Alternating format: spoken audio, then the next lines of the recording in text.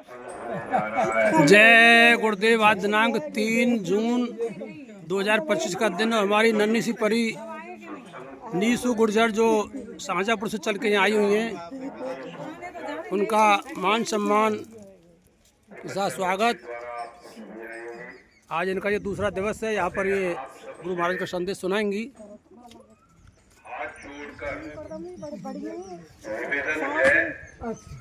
गुरु महाराज ने कहा था एक समय कि मैं आपकी पूजा नहीं करा दूं तो मुझे बाबा जी मत कहना। तो ये देखिए घर घर पर हमारे सत्संग प्रेमी जो होते हैं सभी का स्वागत सम्मान।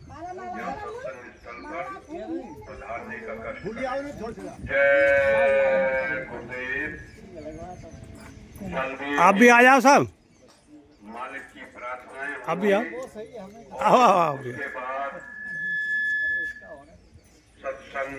प्रारंभ हो जाएगा। माला पहनाकर बहन जी का स्वागत सम्मान। बहुत ही अच्छा समय। प्रेमी से प्रेमी मिलता है तो स्वागत सम्मान होता है। मालिक के वचनों को सुनने के लिए अपने अंदर ले लो। कामकाज में चलो बहन जी थोड़ी देर का विराम आ जाओ। आप भी ठीक ठीक ठीक है। तो उसमें लाभ ही लाभ मिलता है, कोई हानि नहीं होती है। नीसू के पिताजी हैं जिनका स्वागत यहाँ इस समय हमारी माता बहनें कर रही हैं। बहुत ही प्यार भरा मौसम, फुर्सत न होगी काम से मान सम्मान। और कुछ समय निकालो, प्रेम कर लो राम से। तो चलो जो भी सुविधा है ठीक है। धर्म प्रेमियों, बुजुर्ग माता बहन, जय गुरुदेव। सुजान जी का ये निज घर जहाँ पर गुरु महाराज के काफ़ी नारे हैं लिखे हुए हैं। हाथ जोड़कर विनय हमारी हो जाओ सब शाकाहारी। बाबा जी का कहना है शाकाहारी रहना है। बहुत ही सुहावना यहाँ मौसम, प्रेमियों का घर।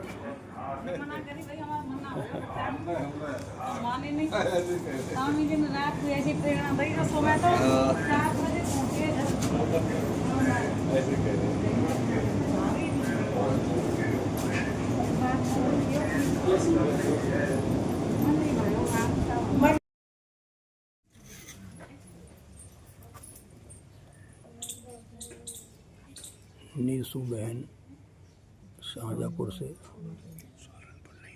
शाहजहाँपुर। आज दिनांक 3 जून 2025 का दिन।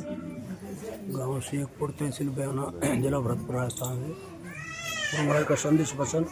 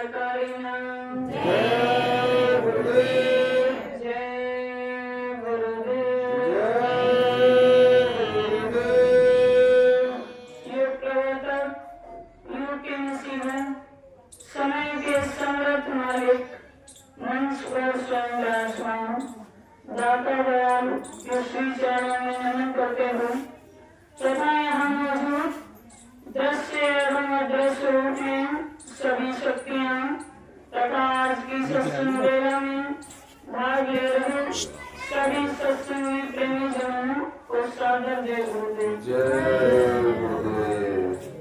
सत्संग तो महापुरुषों की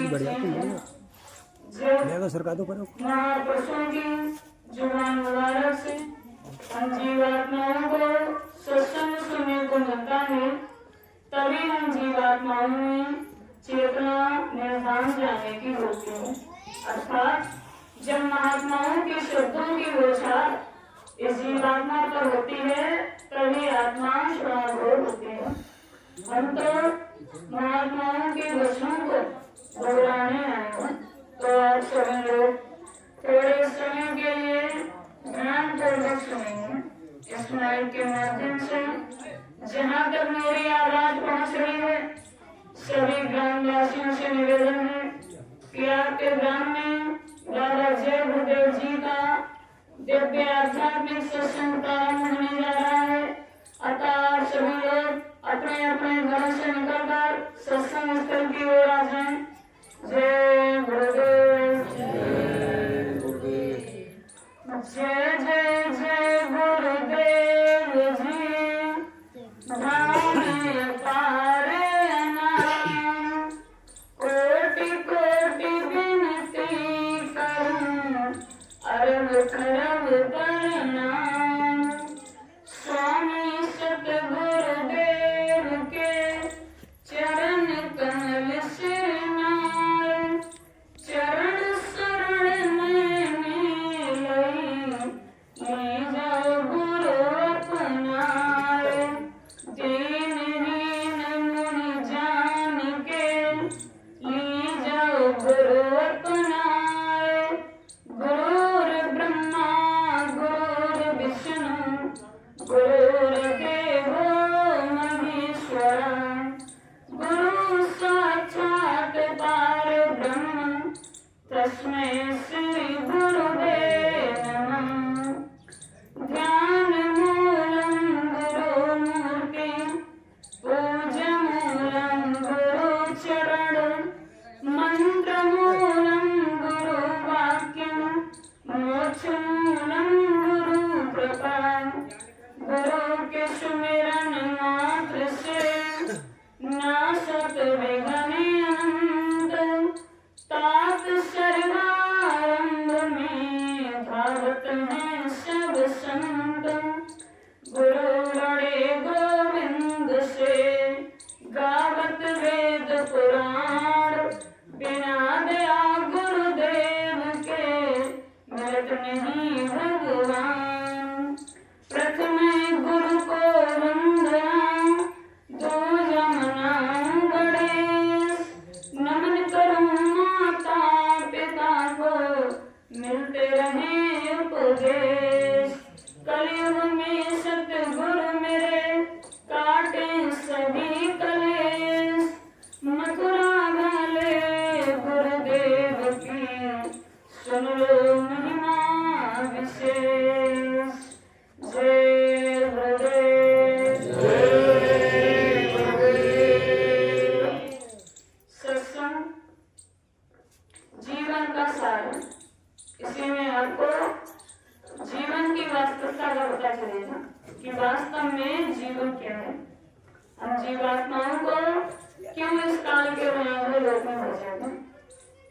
कहा जाता है कि जो फल आपको सत्संग में मिलता है वे कहीं नहीं मिलेगा।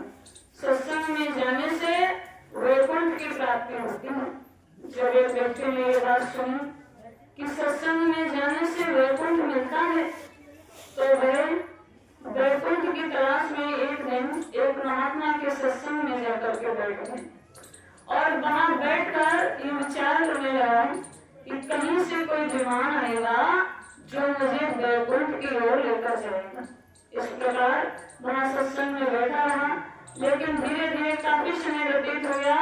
2-2.5 घंटे निकल गए, लेकिन कहीं से कोई विमान नहीं आया। तो वह व्यक्ति वहां से गुस्से में उठकर चला आया और रास्ते में कहता हुआ जा रहा कि मैंने तो सुना था सत्संग में जाने से वैकुंठ की प्राप्ति होती है, लेकिन मैं अपने 2-2.5 घंटे बर्बाद करके चला आया, मुझे कहीं कोई वैकुंठ नहीं मिला। इस प्रकार कहते सुनते हुए जब रास्ते में जा रहा तो उसे रास्ते में नारद मुनि मिलते हैं। जब नारद मुनि ने उस व्यक्ति को इस प्रकार देखा तो वे जाकर के उससे पूछने लगे कि अरे भाई तुम इतने उदास क्यों हो। तो उस व्यक्ति ने सारी बात बताई जाने से वैकुंठ की प्राप्ति होती है। और इसी चक्कर में मैं यहाँ सत्संग में गया, वहां जाकर के मैंने अपना 2-2.5 घंटे का समय दिया, लेकिन मुझे कहीं कोई वैकुंठ तो मिला नहीं। तो नारद मुनि कहने लगे कि सुना तो मैंने भी है कि सत्संग में जाने से वैकुंठ मिलता है, चलो इस प्रश्न का उत्तर ढूंढते हैं। तो नारद मुनि ने उससे कहा कि चलो मैं तुम्हें ब्रह्मा जी के पास लेकर के चलता हूँ, वे बताएंगे कि क्या सत्संग में जाने से वैकुंठ मिलता है। अब वह व्यक्ति नारद मुनि के साथ ब्रह्मा जी के पास पहुंचा, तो उनसे जाकर के वही प्रश्न किया कि क्या सत्संग में जाने से वैकुंठ की प्राप्ति होती है। तो ब्रह्मा जी कहने लगे कि मेरे पास तुम्हारे इस प्रश्न का उत्तर नहीं है, ऐसा करो तुम भगवान शिव के पास चले जाओ, वे स्वयं तुम्हारी इस समस्या का समाधान करेंगे। अब वह व्यक्ति नारद मुनि के साथ भगवान शिव के पास पहुंचा, तो उनसे जाकर भी वही प्रश्न किया कि क्या सत्संग में जाने से वैकुंठ की प्राप्ति होती है। तो भगवान शिव जी ने कहा कि मेरे पास भी तुम्हारी इस प्रश्न का उत्तर नहीं है, ऐसा करो तुम भगवान विष्णु के पास चले जाओ, वे स्वयं तुम्हारी समस्या का समाधान करेंगे। तो वह व्यक्ति नारद मुनि के साथ भगवान विष्णु के पास पहुंचा, तो उनसे जाकर भी वही प्रश्न किया कि क्या सत्संग में जाने से वैकुंठ की प्राप्ति होती है। तो भगवान विष्णु कहने लगे कि अरे मूर्ख, यही तो वैकुंठ है कि जब तुम सत्संग में गए, तुमने वहां जाकर अपना समय दिया, उसी के फलस्वरूप आज तुम मेरे समक्ष खड़े हो। तुमने तीनों लोकों के देवताओं के दर्शन कर लिए, ब्रह्मा जी के पास भी हुआ है और शिव जी के पास भी हुआ है, मेरे पास तक आ पहुंचे। वास्तव में यही तो वैकुंठ है। तो भगवान विष्णु ने बताया कि सही कहा गया कि सत्संग में जाने से वैकुंठ की प्राप्ति होती है। सत्संग ही जीवन को पवित्र और निर्मल बनाता है। आगे इतना खराब समय आ रहा कि महात्माओं ने शहरों में कहा कि लाशों पे लाशों का होगा नजारा, और सुनते तो जाओ संदेशा हमारा। ऐसे कठिन समय से बचने के लिए पलटू साहब ने कहा कि दास पलटू कहें बचेगा सोई जो दिन रात बैठ सत्संग में जाता, जिसने अपना ज्यादा से ज्यादा समय संत महात्माओं के सत्संग में दिया, वही आगे आने वाले कठिन समय से बच पाएगा। सत्संग ही जीवन का सार है कि ये सत्संग है, कि सत्संग सार है जीवन का, ये जीव बेचारा क्या जाने। कि सत्संग सार है जीवन का, ये जीव बेचारा क्या जाने। जो फंसे काल के चक्कर में, वो सत्संग में आना क्या जाने। ये सत्संग सार है जीवन का, ये जीव बेचारा क्या जाने। जिन सतगुरु दर्शन नहीं पाया, कि जिन सतगुरु दर्शन नहीं पाया, वो पाप मिटाना क्या जाने। जिन सतगुरु आदेश नहीं माना, कि जिन सतगुरु आदेश नहीं माना, वो पुण्य कमाना क्या जाने। जो सतगुरु रूप बसा न सके, जो सतगुरु रूप बसा न सके, वो ध्यान लगाना क्या जाने। ये सत्संग सार है जीवन का, ये जीव बेचारा क्या जाने। जो फंसे काल के चक्कर में, वो सत्संग में आना क्या जाने। कि मन मरा न इंद्री भोग तजा, मन मरा न इंद्री भोग तजा,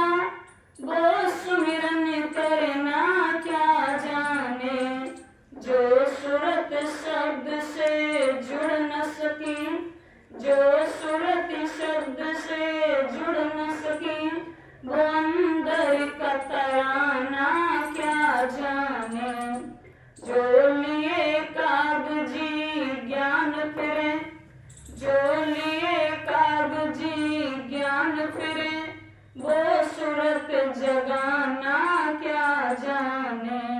सत्संग सार है जीवन का, ये जीव बेचारा क्या जाने। सत्संग ही जीवन का सार है, इसी में आपको जीवन की वास्तविकता का पता चलेगा। बिना सत्संग के ज्ञान नहीं हो सकता।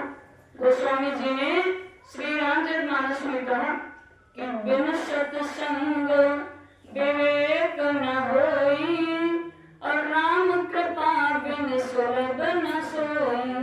कि बिना सत्संग के ज्ञान नहीं हो सकता। जब तक आप सत्संग में नहीं जाएंगे, आपको आपके अस्तित्व का ही ज्ञान नहीं होगा कि वास्तव में हमारे अंदर जो जीवात्मा है वे कहाँ की रहने वाली है, कहाँ से आई है, किस प्रकार इस काल के बनाए हुए लोग यहाँ करके दोस्तों। जब ये जीवात्माएं इस काल के बनाए हुए लोक में आकर के फंस गई, यहाँ पर जो कुछ देखा उसी को अपना मान लिया। यहाँ पर वर्तमान में आपको जो कुछ भी आपकी आंखों से दृष्टिगोचर है, पेड़ पौधे पशु पक्षी मकान झोपड़ियाँ, ये सब काल के बनाए हुए हैं। यहाँ पर कुछ भी आपका अपना नहीं है, ये सब काल की बनाई हुई रचना है। तो ये जीवात्माएं जब इस काल के बनाए हुए देश में यहाँ पर पूरी तरह फंस गई, यहाँ जो कुछ देखा उसी को अपना मान लिया, उसी को अपना मान कर यहाँ पर सर्व सुख की खोज करने लगी। लेकिन वास्तविकता क्या है कि जब ये देश ही आपका अपना नहीं है, तो यहाँ पर आपको सुख कैसे मिल सकता है। सुख तो वही मिलेगा जहाँ आपका अपना घर अपना देश हो। यहाँ तो प्रारंभ से लेकर अंत तक, अर्थात बचपन से लेकर बुढ़ापे तक यहाँ पर आपको सुख की प्राप्ति नहीं हो सकती। कि आस आर ले जीव भुलाया, और घर को भूल अति दुख पाया। कि जीवात्माओं को इस काल के बनाए हुए लोक में भेज दिया गया। वे अपने देश को भूल गई, अपने वास्तविक देश को भूल गई कि वे कहाँ की रहने वाली थी। इस काल के बनाए हुए लोक में उनको भेजा गया। कि कर्म वेग ने बाहर डाला, और माया की ना बहु जंजाला। कि कर्मों के अनुसार जीवात्माओं को योनियों में भेज दिया गया। और जब भी थोड़े बहुत अच्छे कर्म किए, जिसके फलस्वरूप जब मनुष्य की योनि मिल जाए, तो उसमें भी प्रारंभ से लेकर अंत तक, अर्थात बचपन से लेकर बुढ़ापे तक यहाँ पर आपको सुख की प्राप्ति नहीं हो सकती। कि बालपना अति दुख पावे, और वेदन भारी नित्य सतावे। कि जब बचपन का समय होता है या जब बच्चा पैदा होता है, तो उस समय उसे अत्यंत पीड़ा का अनुभव होता है। गोस्वामी जी ने कहा कि जन्मत मरत दुषय दुख होई, जन्म लेते समय और मृत्यु के समय व्यक्ति को अत्यंत पीड़ा का अनुभव होता है। तो जब बच्चा पैदा होता है, उसके बाद जब बच्चा छोटा होता है, उसे अनेकों प्रकार की समस्याएं पीड़ाएं होती रहती हैं। लेकिन छोटा बच्चा ना तो मुझसे बोल सकता है, नहीं तो इशारा करके आपको कुछ समझा सकता है। वह अपनी पीड़ा किसी को भी नहीं बता पाता। कि मुख बोले ना सैन चलावे, अपना दुख काहू न बतावे। ना तो बच्चा मुझसे बोल सकता है, ना ही इशारा करके आपको कुछ समझा सकता है। वह अपना दुख अपनी पीड़ा किसी को भी नहीं बता पाता। कि दुख में रोवे अति चिल्लावे, माता पिता बुद्धि काम न आवे। उस समय बच्चा दुख में रोता रहता है, चिल्लाता रहता है, और माता पिता उसकी वास्तविक पीड़ा को नहीं समझ पाते। जब तक वह खुद बोलकर नहीं बताएगा, आप उसकी वास्तविक पीड़ा को नहीं समझ पाओगे। कि दुख कुछ है औषध कछु करी है, उलट पलट संतापे दी है। बच्चे को समस्या कोई और होगी। यदि बच्चे के सिर में दर्द हो रहा हो और वह सिर दर्द से रो रहा हो, लेकिन हम अपनी समझ से उसे पेट दर्द की दवाई दे रहे हैं, क्योंकि उस समय उसकी वास्तविक पीड़ा को तो कोई भी नहीं समझ पाता। दुख कुछ है औषध करी हैं, उलट पलट संतापे दे हैं। समस्या कोई और है, लेकिन हम अपनी समस्या किसी और चीज की दवाई दे रहे। उस समय उसकी वास्तविक पीड़ा को कोई नहीं समझ पाता, ना तो माता पिता ना ही डॉक्टर। तो इस प्रकार ये बचपन का समय अत्यंत दुख में ही निकल जाता है कि बालपना अति दुख में बीता, भई किशोर खेल मत लीता। बचपन का समय दुख में निकल गया, सुख नहीं मिला। फिर जब थोड़े से बड़े हुए, 5-6 वर्ष की जब आयु हुई, जब चलने फिरने लगे, बोलने लगे, तो वह सारा समय व्यक्ति खेल कर निकाल देता है कि माता पिता चाहे पढ़वाना और यह रहे निष्दिन खेल दीवाना। उस समय माता पिता चाहते हैं कि बच्चा पढ़ लिख जाए, उसको बार बार कहते हैं कि बेटा पढ़ लो, लेकिन उस समय उसका मन प्रतिदिन खेल में ही लगा रहता है, उधर उधर भाग जाता है, खेल में लग जाता है, उसका मन प्रतिदिन उस समय खेल में ही लगा रहता है कि मार पीट पिटो मात घनेरी और यह भी दुख की भारी देरी। उस समय माता पिता बच्चे को जबरदस्ती मार पीट कर पढ़ाते हैं कि बच्चा पढ़ लो तो तुम्हारी पढ़ाई ही आगे काम आएगी। मार पीट कर उस बच्चे को पढ़ा रहे, इस प्रकार ये समय भी बच्चे के लिए दुख में ही निकल जाता कि यह भी दिन दुख गफलत बीते और सुख न पाया रहे अब रीते। ये सारा समय भी दुखों में निकल जाता, सुख नहीं मिला। फिर जब और बड़े हुए, जवानी का समय आया कि तरुण अवस्था आगन लागी, मन तरंगे अब छिन छिन जागी। जब जवानी का समय आया तो उस समय मन तरंगों में जाने लगा कि चाह उठी तब करी सगाई, ब्याह हुआ घर नारी आई। उस समय व्यक्ति का विवाह कर दिया गया, घर में स्त्री आ गई कि नारी देख मन अति हर्षाना और बेड़ी भारी सो नहीं जाना। उस समय स्त्री को देखकर मन घर्षित हो गया, प्रफुल्लित हो गया, लेकिन जो भारी बेड़ियां पड़ जाती हैं, जिस बंधन में बंध जाते हैं, उस समय कोई उसके विषय में विचार नहीं करता। उस समय कोई उसके विषय में विचार नहीं करता।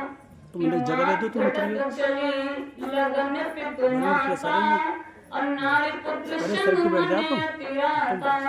उस समय माता पिता के साथ लगाव घटने लगता है और स्त्री पुत्र के साथ बढ़ने लगता है कि माता पिता का हक सब भूले और दिन और रात नारी संग झूले।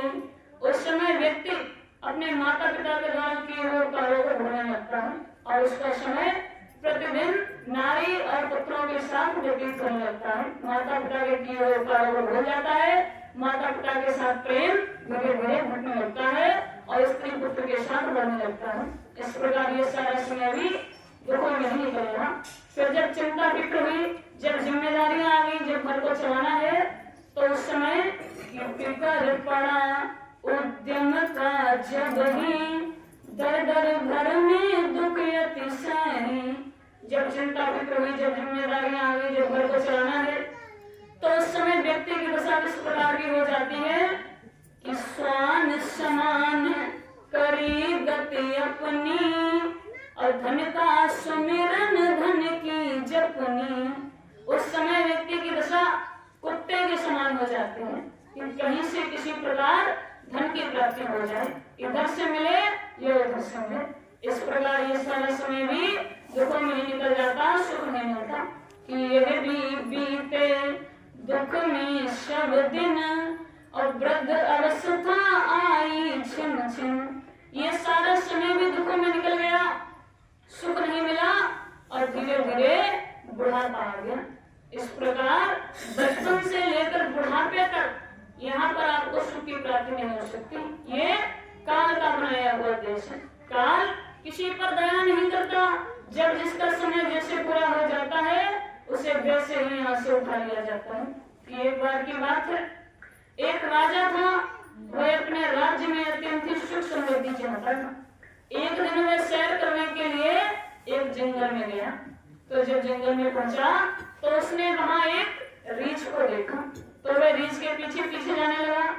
तो देखा कि वह रीछ उसी जंगल में चलता चला जा रहा, राजा उसके पीछे पीछे। तो वहीं सामने से एक शेर आ गया और रीछ शेर को देखते ही उस पर लिपट पड़ा। दोनों में भयंकर लड़ाई होने लग गई और देखते ही देखते रीछ ने शेर को मार डाला।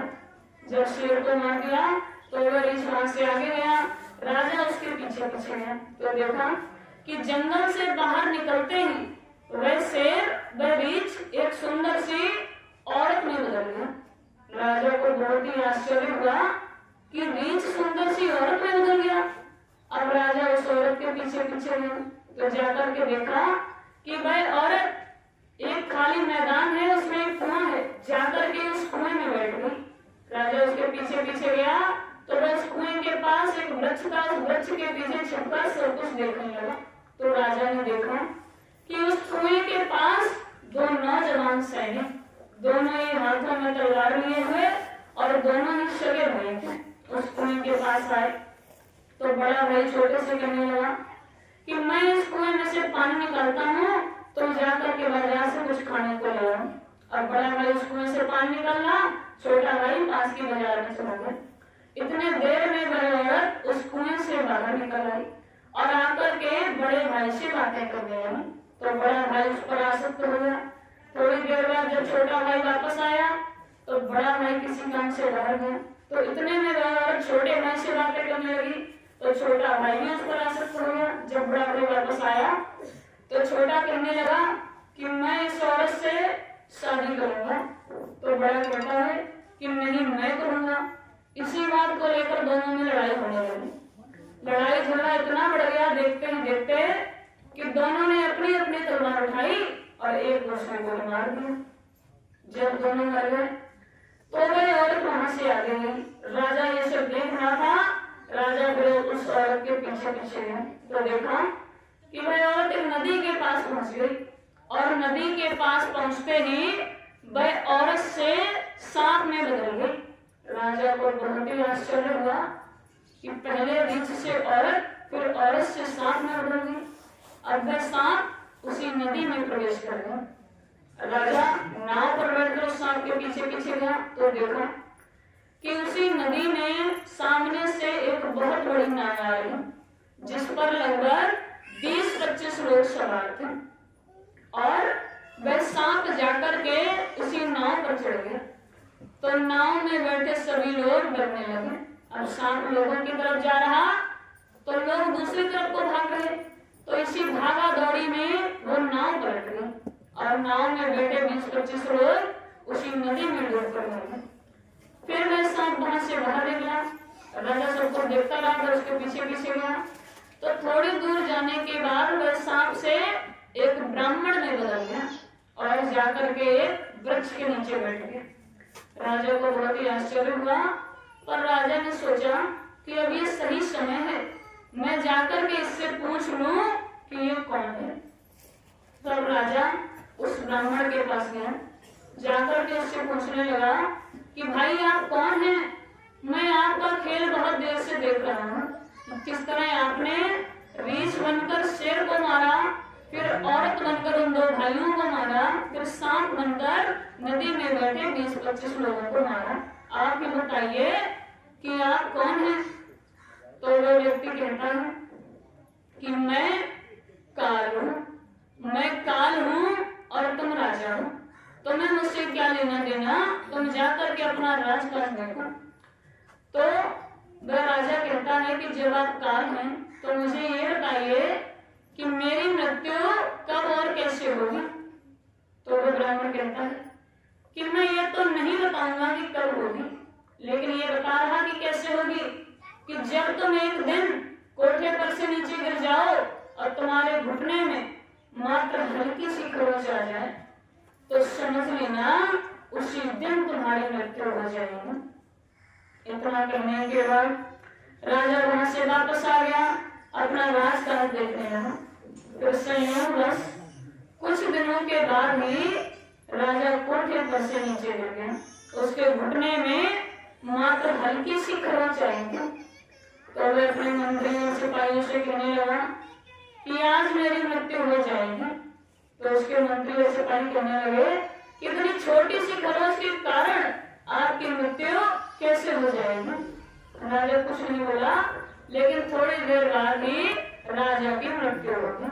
तो इस कहानी को सुनाते हुए बाबा जी ने कहा कि काल का बनाया हुआ देश है, काल किसी पर दया नहीं करता।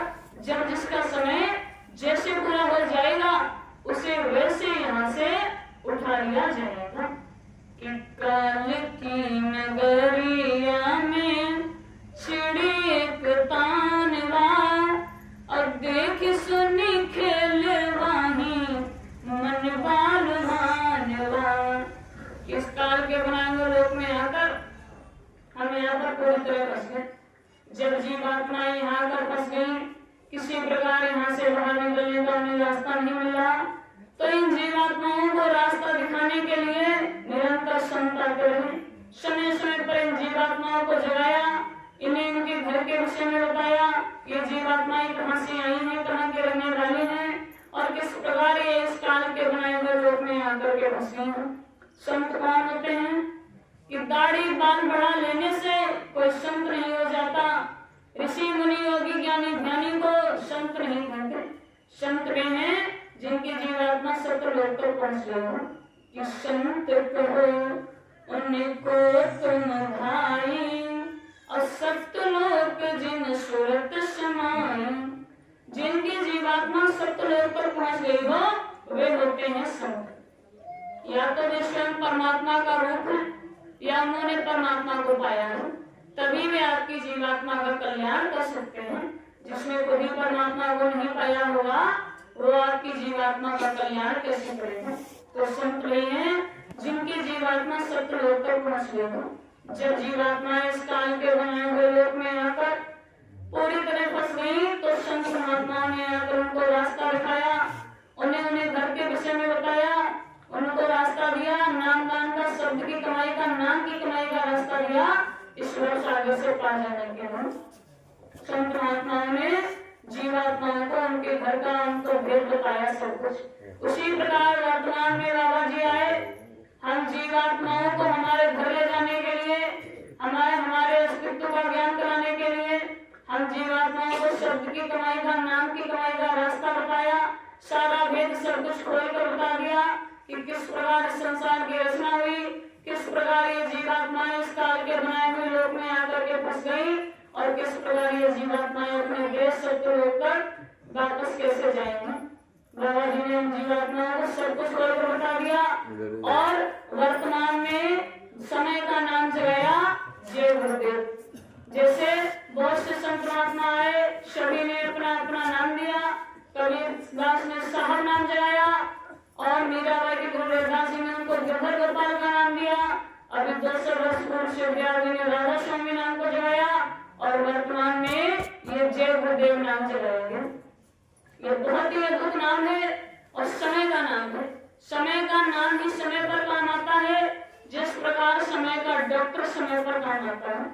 तो बाबा जी ने ये नाम दिया, ये बहुत ही अद्भुत नाम है। इस नाम में प्रारंभ में जय, जैसे आप हर देवता के नाम के आगे जय लगाते हो, जैसे जय श्री राम, जय श्री कृष्ण, जय हनुमान, उसी प्रकार इस नाम में प्रारंभ में जय, बीच में गुरु अर्थात मुर्शिद बैठा है और अंत में देव। देव माने देवता, ऐसा देवता जो आपको सब कुछ दे, आपसे कुछ नहीं ना ले। ऐसे सच्चे सतगुरु जो आपको शब्द की कमाई का, नाम की कमाई का रास्ता दे रहे, आपसे कुछ भी नहीं ले। ऐसा अद्भुत नाम वर्तमान में जगाया गया और समय का यही नाम है।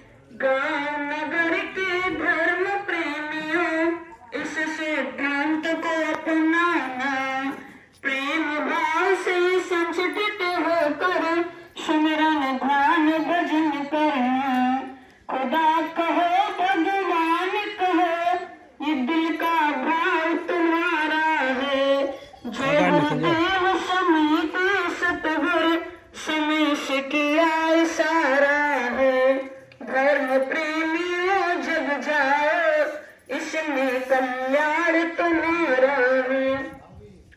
ये जिस्म खुदा की मस्जिद है, भगवान का मंदिर कहते हैं। क्यों ढूंढे पत्थर पानी में, भगवान इसी में रहते हैं। जा बैठ फकीरों की सोबस में, हो जीवन धन्य तुम्हारा है। जय गुरुदेव समय के सतगुरु, समय से किया इशारा है। धर्म प्रेमियों जग जा